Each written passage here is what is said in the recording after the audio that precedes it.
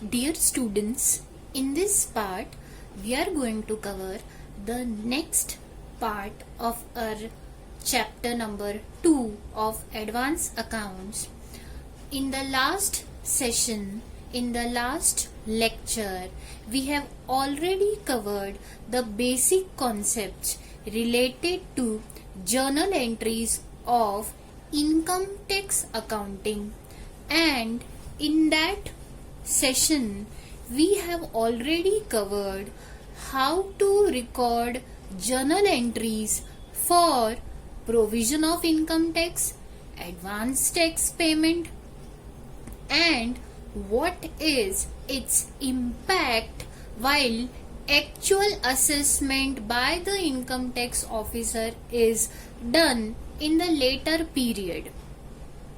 On the same concept, we are doing a solved question.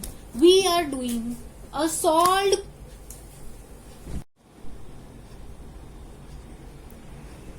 Please refer page number 31 of your book. In this page, we are provided with a question.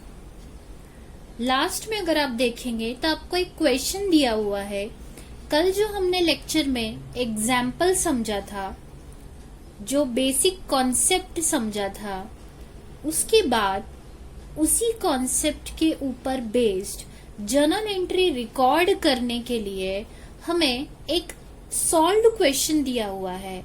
जो question start हो रहा है page number 31 से.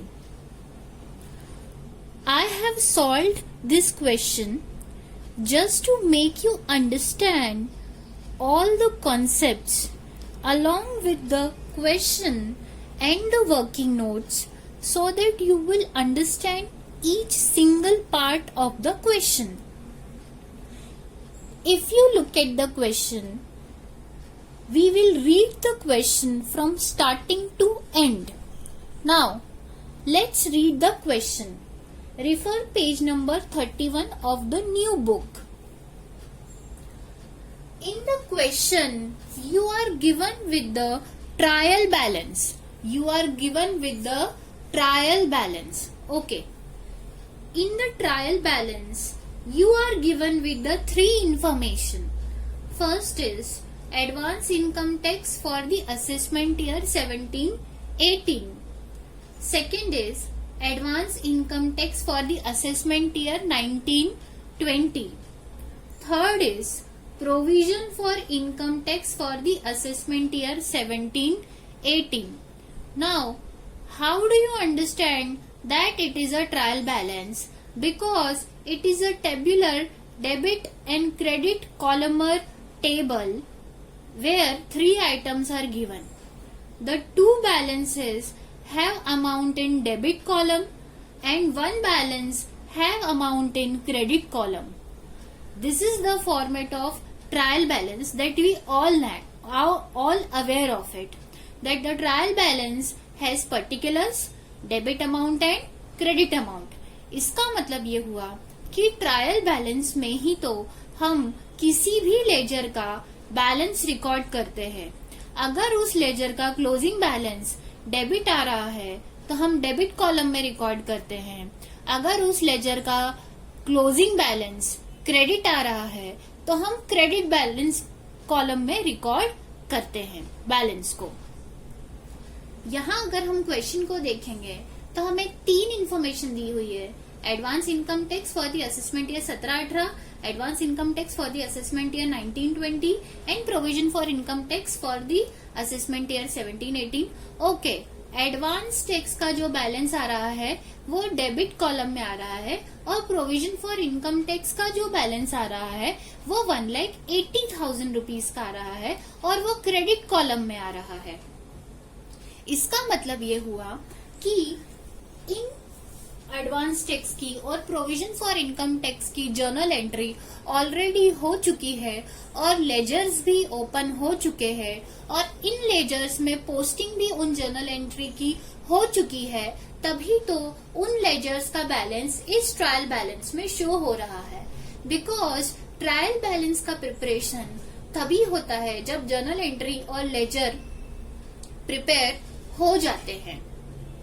Now trial balance खत्म होता है, उसके बाद आपको उसी टेबल के नीचे एडजस्टमेंट दिए हुए हैं। एडजस्टमेंट को जब आप ध्यान से पढ़ेंगे तब हमें पता चलेगा कि वहां पर दो इंफॉर्मेशन दी हुई है। वो दो इंफॉर्मेशन कौन कौन सी है? ए पॉइंट में लिखा है the income tax assessment for the assessment year 17-18 has been completed during the previous year 18-19 and the gross tax liability has been fixed at rupees 2,20,000।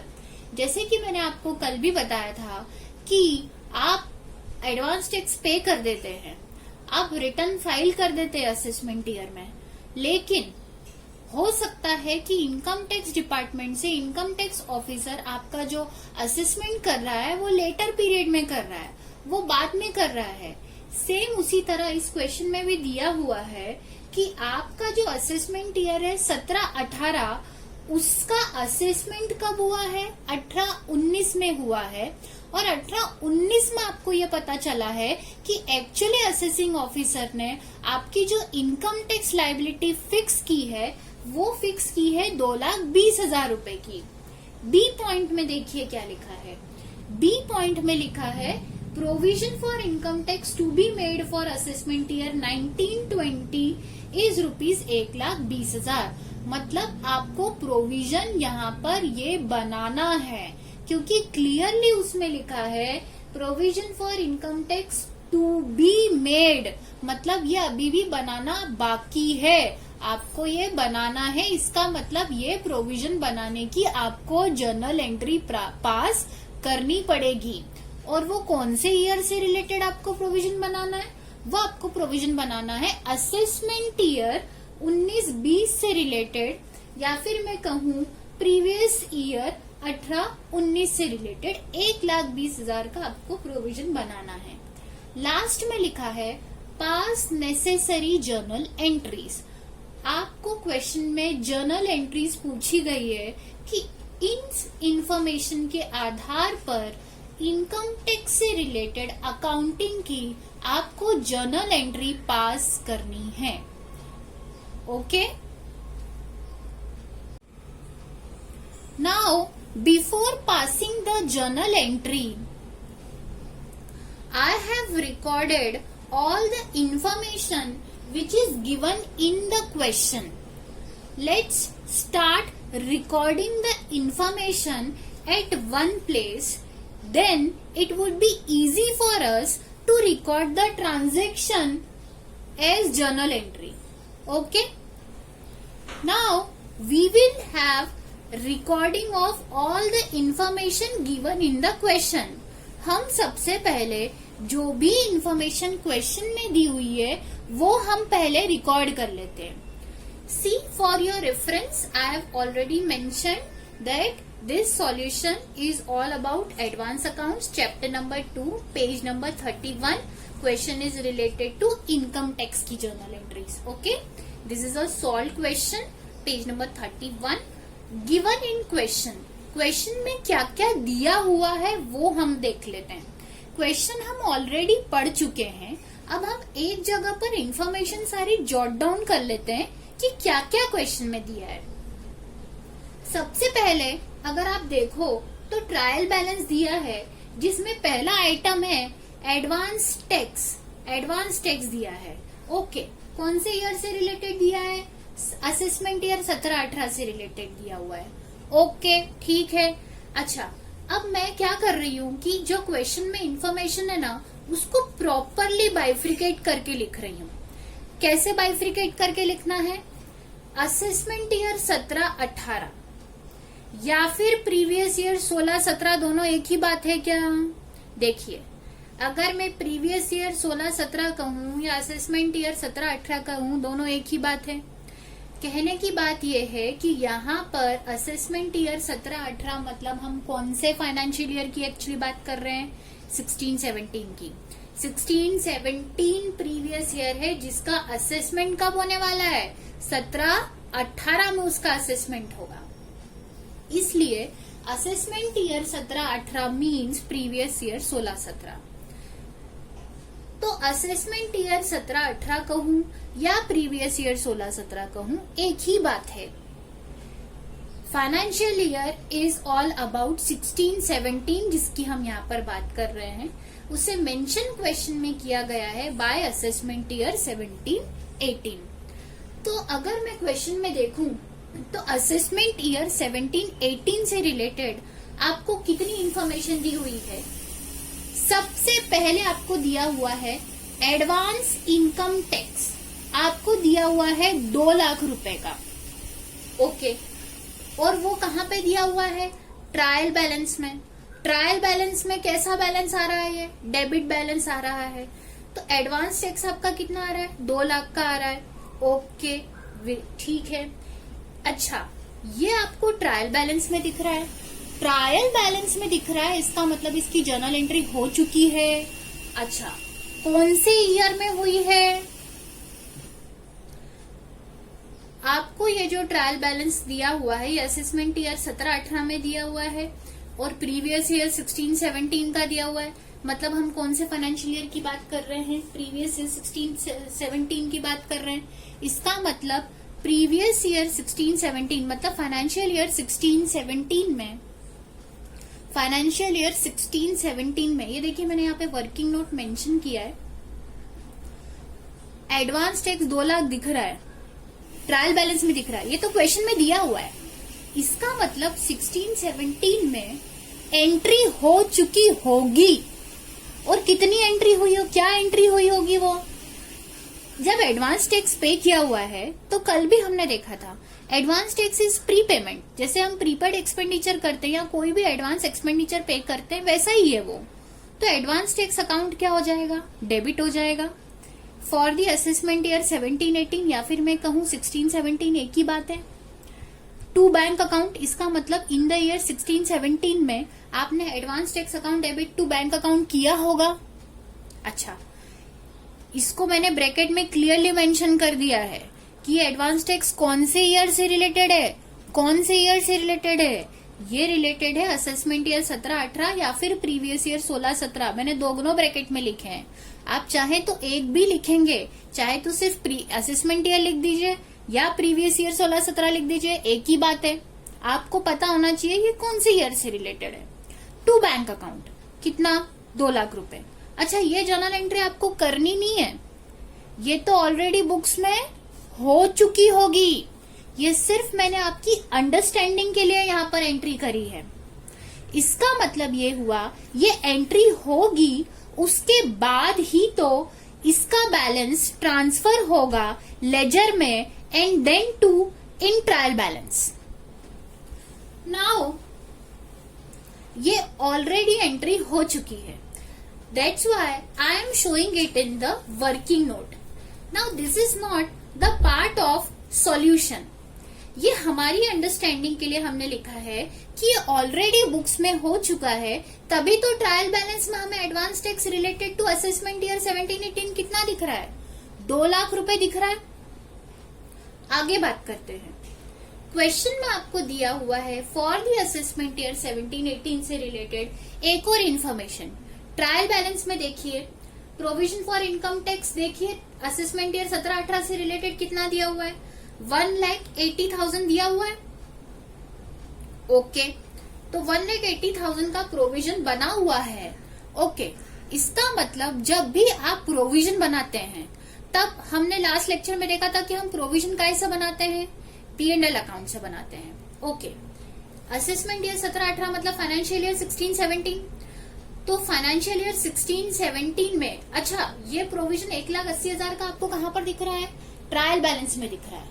Trial balance में दिख रहा है मतलब ऑलरेडी इसकी जर्नल एंट्री हो चुकी है, इसका लेजर ओपन हो चुका है, तभी तो उसका बैलेंस कहां पर दिख रहा है?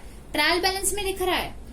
जब इसकी जर्नल एंट्री हुई होगी बुक्स में, कब हुई होगी? असेसमेंट ईयर 17-18 मतलब प्रीवियस ईयर कौन सा है? 16-17। तो कौन से फाइनेंशियल ईयर में प्रोविजन बना हुआ है? 16-17 में। तब इसकी एंट्री क्या हुई होगी? तो 16-17 में हमने इसको बुक्स में कैसे रिकॉर्ड किया होगा? P&L account debit to provision for income tax. अब चूंकि ये 16-17 ईयर में ही हमने प्रोविजन बनाया है एंड रिलेटेड टू 16-17 ईयर में ही बनाया है, तो उस साल का प्रोविजन और उसी साल के P&L से बनेगा। यहाँ पर ध्यान देने वाली बात यह है कि ये P&L अप्रोप्रिएशन से नहीं बनेगा, क्योंकि हम उसी साल में हमने ये प्रोविजन बनाया होगा और उसी साल में तो जर्नल एंट्री पास करी है। Got it? ये एंट्री ऑलरेडी आपकी बुक्स में हो चुकी है, ये पार्ट सॉल्यूशन का नहीं है।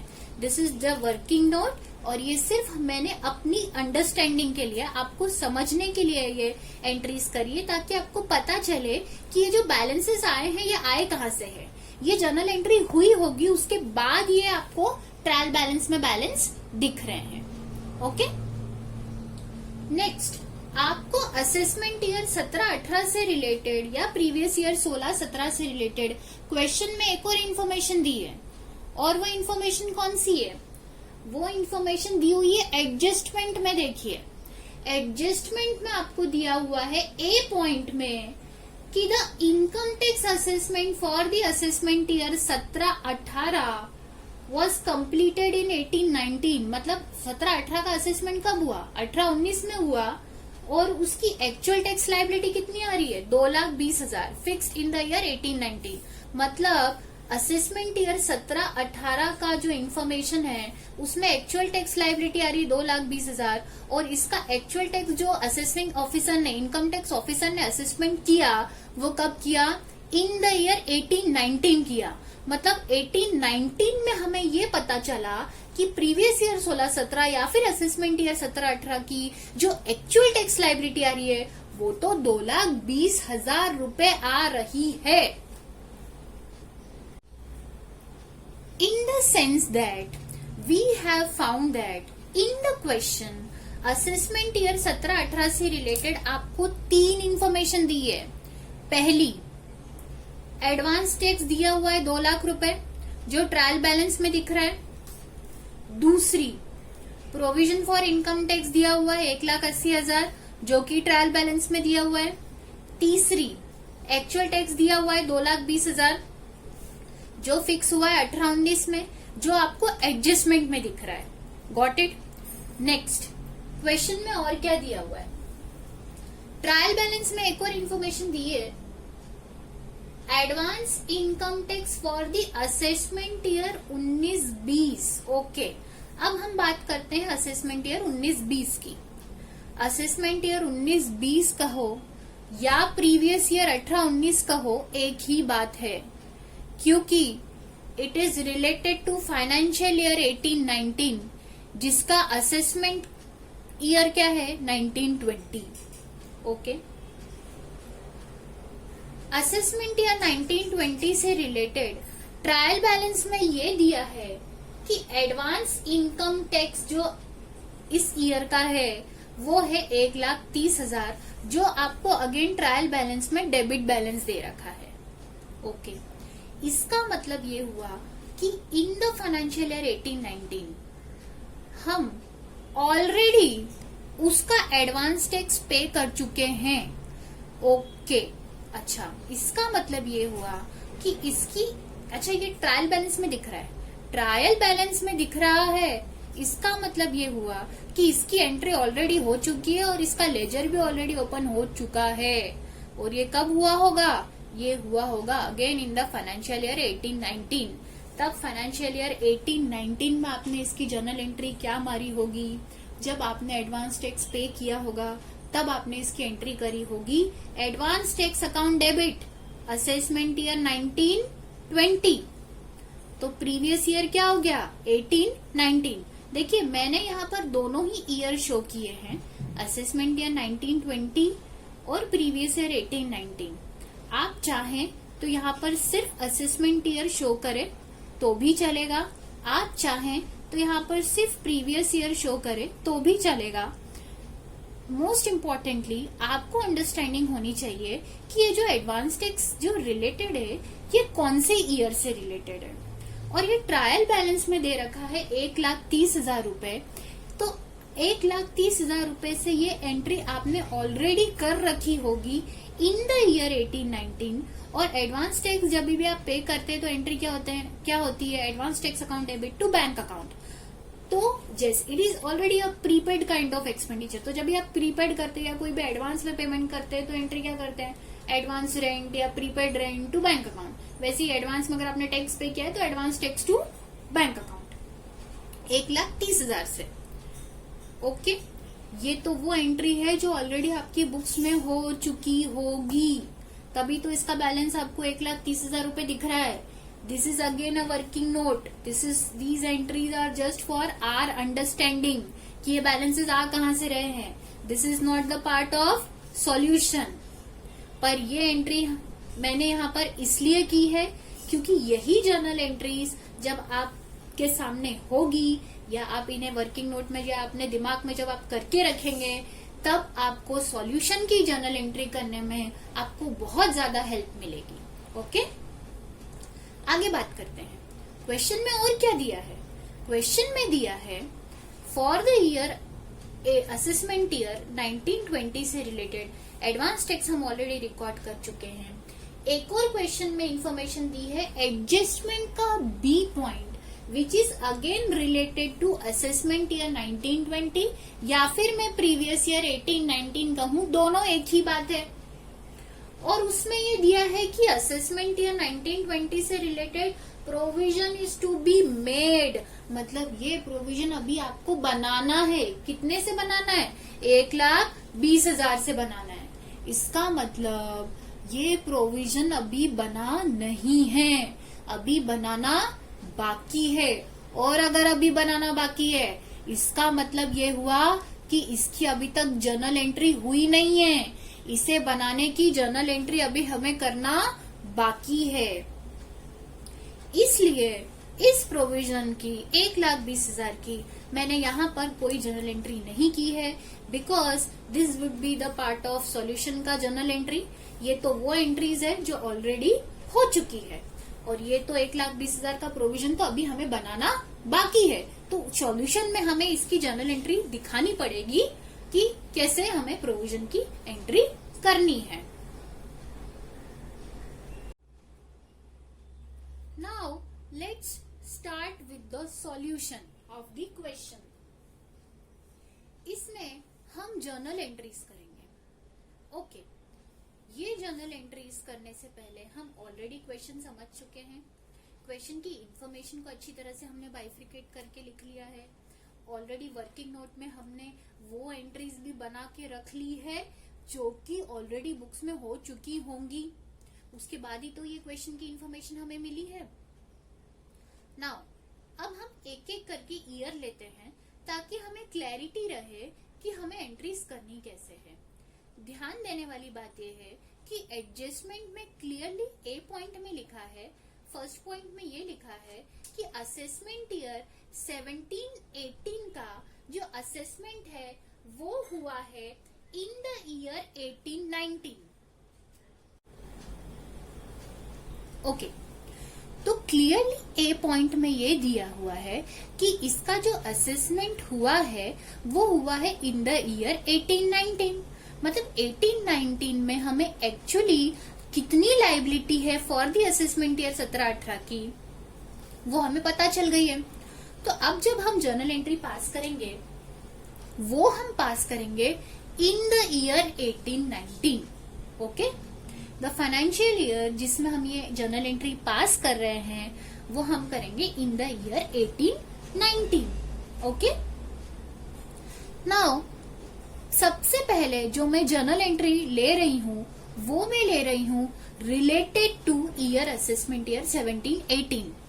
देखिए क्वेश्चन में मेजरली दो ही असेसमेंट ईयर से रिलेटेड इंफॉर्मेशन दी है। एक तो असेसमेंट ईयर 17-18 और दूसरा असेसमेंट ईयर 19-20। असेसमेंट ईयर 17-18 मतलब प्रीवियस ईयर 16-17, असेसमेंट ईयर 19-20 मतलब प्रीवियस ईयर 18-19। ओके, तो हम ईयर बाय ईयर 1 बाय 1 एक साल का हम इंफॉर्मेशन लेते हैं और देखते हैं कि कौन से इंफॉर्मेशन की यूज करना है हमें, जो बची हुई जर्नल एंट्री है जो हमें बुक्स ऑफ अकाउंटिंग में रिकॉर्ड करना अभी बाकी है। Okay, okay fine. देखते हैं 17-18 असेसमेंट ईयर, प्रीवियस ईयर 16-17, जिसका जो असेसमेंट ऑर्डर पास हुआ है वो पास हुआ 18-19 में।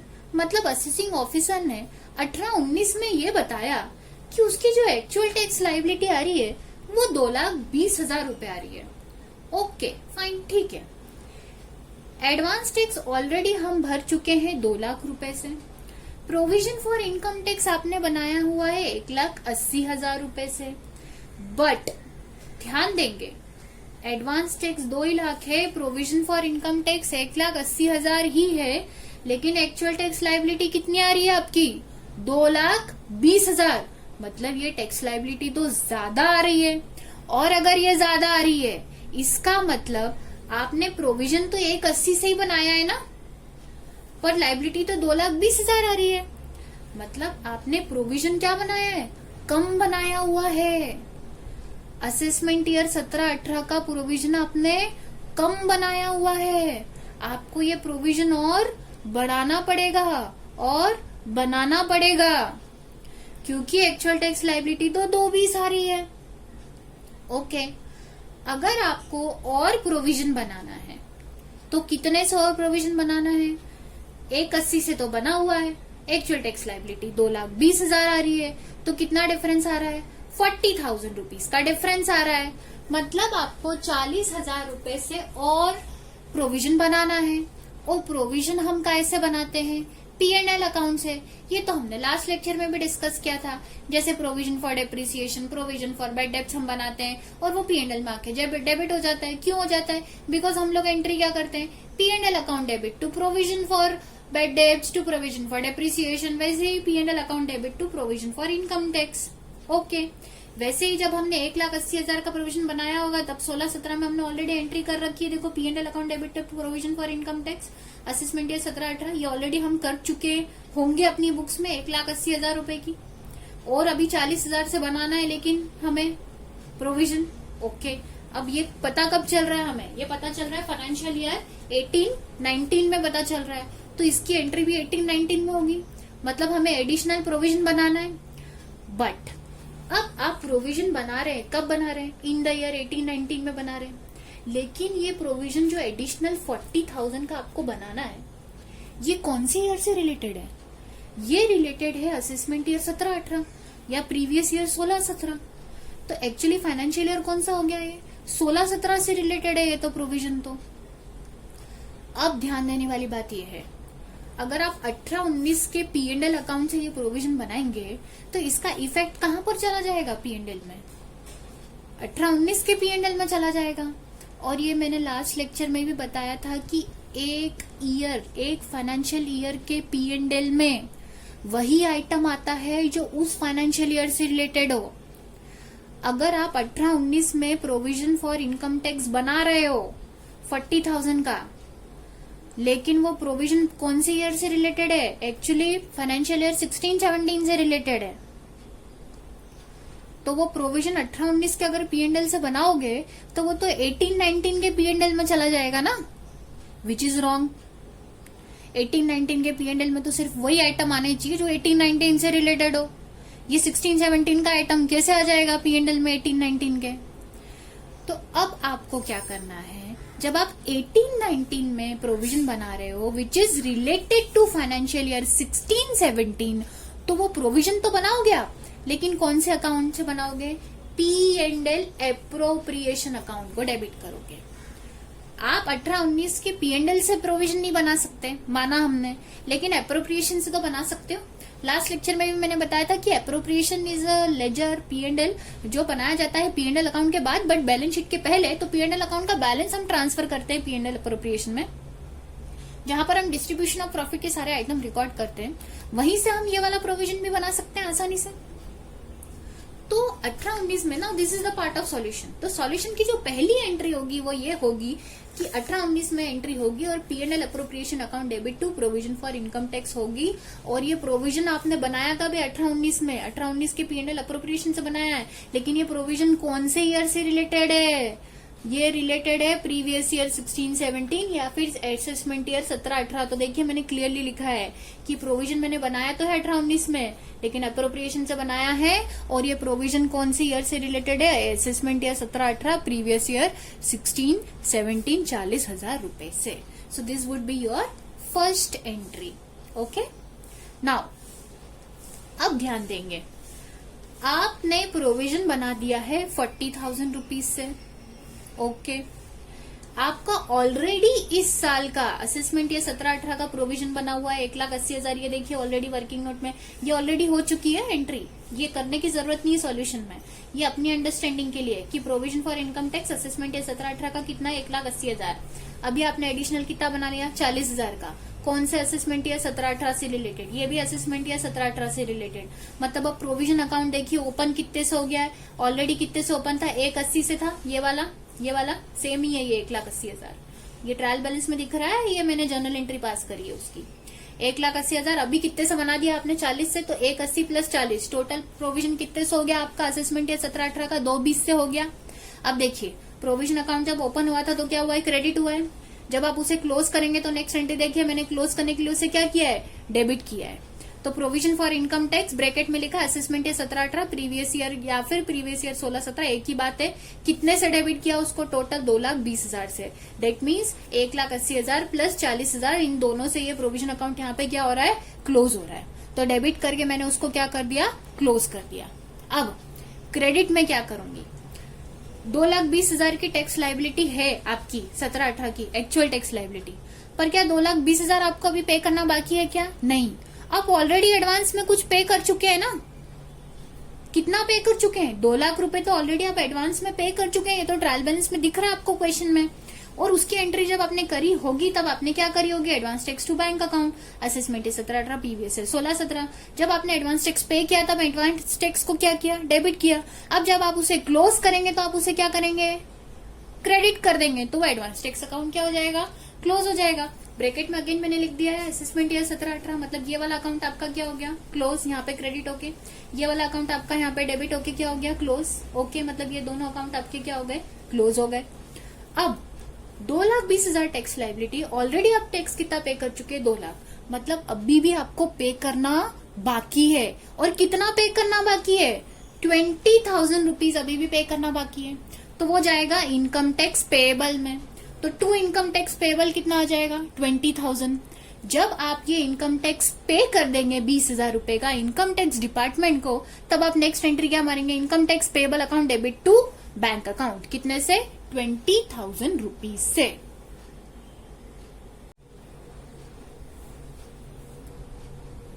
नाउ असेसमेंट ईयर 17-18 या प्रीवियस ईयर 16-17 से रिलेटेड हमने सारी क्वेश्चन की इंफॉर्मेशन यूज कर ली है और उससे रिलेटेड हम जर्नल एंट्री भी पास कर चुके हैं। हमें अब इसमें कोई प्रॉब्लम नहीं है। आगे हम बात करते हैं असेसमेंट ईयर 19-20 की, जो क्वेश्चन में इंफॉर्मेशन दे रखी है। और क्वेश्चन में ये दे रखा है फॉर द असेसमेंट ईयर 19-20 या प्रीवियस ईयर 18-19 से रिलेटेड कि उससे रिलेटेड एडवांस टैक्स कितना पे किया आपने? 1,30,000। वो प्रोविजन कितना बनाया हुआ है? 1,20,000। Got it? बनाना है, टू बी मेड क्योंकि 1,30 तो ट्रायल बैलेंस में दिख रहा है, लेकिन ये 1,20,000 का प्रोविजन अभी हमें बनाना बाकी है। मोस्ट इंपॉर्टेंट चीज, क्वेश्चन में आपको असेसमेंट ईयर 19-20 से रिलेटेड एक्चुअल टैक्स लायबिलिटी नहीं दी है। इसका मतलब ये हुआ कि इस असेसमेंट ईयर 19-20 या प्रीवियस ईयर 18-19 का अभी तक इनकम टैक्स ऑफिसर ने असेसमेंट नहीं किया है और एक्चुअल टैक्स लायबिलिटी अभी तक उसकी फिक्स नहीं की है। Got it? ओके, तो इसका मतलब हमारे पास उसकी एक्चुअल टैक्स लायबिलिटी नहीं है। अगर एक्चुअल टैक्स लायबिलिटी नहीं है तो हम इसके ये वाले जो लेजर है एडवांस टैक्स, ही मैंने एंट्री करके रखी है। जब हमने एडवांस टैक्स 1,30,000 का किया होगा पे, तभी तो वो ट्रायल बैलेंस में दिख रहा है, तो एंट्री की होगी एडवांस टैक्स टू बैंक। पर ये हम क्लोज नहीं कर पाएंगे अभी, बिकॉज इसकी अभी तक एक्चुअल टैक्स लायबिलिटी हमें पता नहीं है। अभी तक असेसिंग ऑफिसर को ऑर्डर आया नहीं है। बट उन्होंने एक चीज बोली है यहाँ पर कि provision is to be made. आपको प्रोविजन अभी बनाना है। इन्होंने प्रोविजन भी नहीं बना के रखा है। तो जैसे हमने 1,80,000 का बनाया था ना 17-18 का प्रोविजन और उसकी ये जर्नल एंट्री करी थी, वैसे ही हम क्या करेंगे प्रीवियस ईयर 18-19, असेसमेंट ईयर 19-20, एक ही बात है। और तुमको क्या बोला है कि प्रीवियस ईयर 18-19 का प्रोविजन तुमको बनाना है। कितना बनाना है? 1,20,000 टू बी मेड बनाना है। Okay fine. तुम कौन से ईयर में हो अभी जब भी तुम सॉल्यूशन में अकाउंटिंग कर रहे हो? 18-19 में हो ना। मतलब तुमको बोला है कि 18-19 में तुम बनाओ, 18-19 फाइनेंशियल ईयर से रिलेटेड प्रोविजन बनाओ। कितना बनाओ? 1,20,000 रुपए बनाओ। अच्छा, मतलब करंट ईयर में तुमको बोला है 18-19 में ही तुमको बोला है कि 18-19 से रिलेटेड ही तुमको प्रोविजन बनाना है। मतलब ये तो करंट ईयर का प्रोविजन बनाना है ना। 18-19 में तुमको 18-19 से रिलेटेड प्रीवियस ईयर 18-19 मतलब फाइनेंशियल ईयर भी 18-19 है ना, उसका असेसमेंट ईयर 19-20 में होगा। ओके, तो 19-20 असेसमेंट ईयर मतलब, बट फाइनेंशियल ईयर तो 18-19 है, वो प्रीवियस ईयर तो 18-19 है ना। तो 18-19 में तुमको बोला है कि 1,20,000 का प्रोविजन बनाना है। तो जब तुम करंट ईयर का प्रोविजन फॉर इनकम टैक्स बनाओगे और वो करंट ईयर मतलब 18-19 का तुम प्रोविजन बना रहे हो और 18-19 में ही बना रहे हो, तो वो तुम कैसे बनाओगे? P&L अकाउंट से बनाओगे। तो यहाँ पर डेबिट होगा, P&L account debit to provision for income tax, bracket में लिख दीजिए असेसमेंट ईयर 19-20 या फिर प्रीवियस ईयर 18-19, 1,20,000 रुपए से आप ये प्रोविजन बनाओगे। यहाँ पर P&L अकाउंट क्यों डेबिट हुआ? क्योंकि 18-19 से रिलेटेड है ना, तो 18-19 से रिलेटेड प्रोविजन तो 18-19 के P&L में आएगा, इसलिए हमने यहाँ पे P&L से बनाया। यहाँ पर हमने P&L अप्रोप्रिएशन से क्यों बनाया था? क्योंकि हम ये वाला 40,000 जो प्रोविजन बनाया था ये हम बना 18-19 में रहे, लेकिन ये कौन सी ईयर से रिलेटेड था? 16-17 से रिलेटेड था, तो ये 18-19 के P&L में नहीं आ सकता था, इसलिए हमने यहाँ पर अप्रोप्रिएशन यूज किया था। बट ये वाला जो प्रोविजन है ये तो 18-19 में बना रहे हैं और 18-19 से रिलेटेड ही बना रहे हैं, तो ये तो P&L में आएगा, तो इसलिए यहाँ पर हमने P&L अकाउंट डेबिट किया है और to provision for income tax किया 1,20,000 रुपए से। यहाँ पर आपकी सारी क्वेश्चन की इंफॉर्मेशन आपने यूज कर ली है।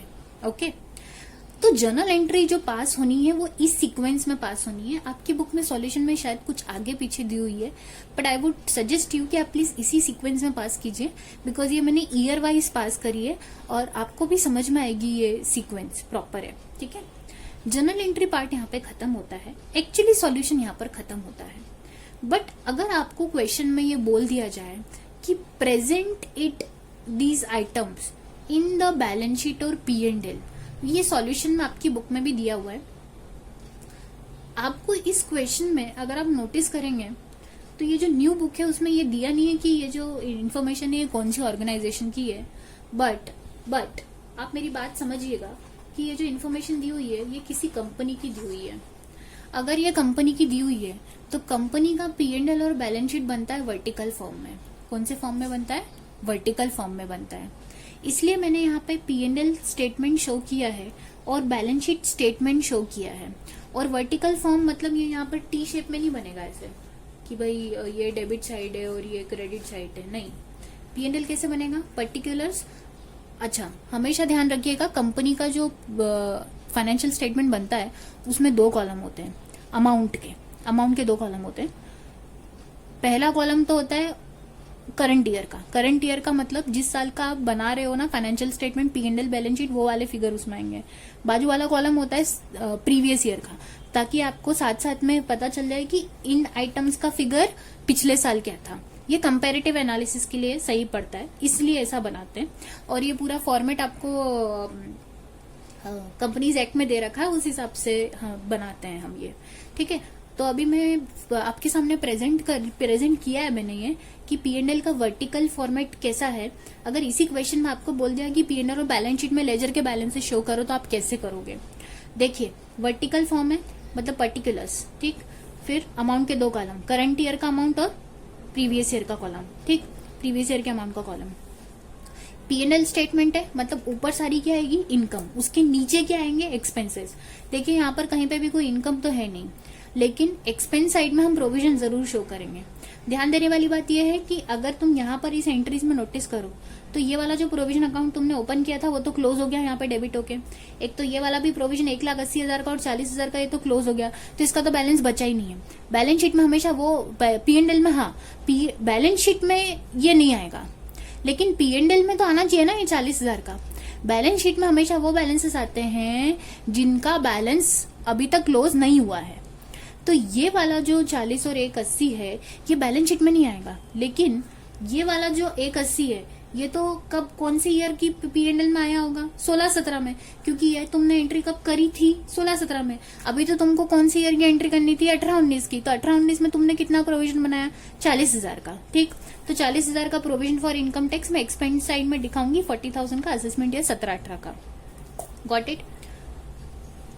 नेक्स्ट, एक और प्रोविजन बनाया तुमने इसी 18-19 में P&L अकाउंट से, क्यों, कौन से ईयर का है वो, 18-19 प्रीवियस ईयर और असेसमेंट ईयर 19-20। ठीक है, कितने का बनाया, 120 से P&L में ट्रांसफर हो जाएगा। तो ये देखो provision for income tax P&L में मैंने शो किया असेसमेंट ईयर 19-20 का 1,20,000 रुपए। ये वर्टिकल फॉर्म है। ठीक है, इनकम साइड पे कुछ नहीं है, एक्सपेंस के नीचे 2 आइटम आ गए, बाकी और कुछ आइटम नहीं है। हम टोटल वोटल नहीं निकाल सकते, एक्चुअल प्रॉफिट नहीं निकाल सकते, बस जस्ट इसको प्रेजेंट करके छोड़ देना। ठीक, आगे बैलेंस शीट में अगर मैं देखूं तो बैलेंस शीट में कौन से आइटम आएंगे, देखो ये प्रोविजन अकाउंट तो क्लोज हो गया, तो ये तो आएगा नहीं बैलेंस शीट में। ये प्रोविजन अकाउंट यहाँ पे क्लोज हो चुका है, यही वाला है वो और यही वाला है वो। एडवांस टैक्स देखो यहाँ पे ये ओपन हुआ था, यहाँ पे क्लोज हो चुका है, तो ये भी नहीं आएगा। इनकम टैक्स पेबल यहाँ पे ओपन हुआ, यहाँ पे क्लोज हो गया, पे कर दिया अपन ने 20,000 रुपए का।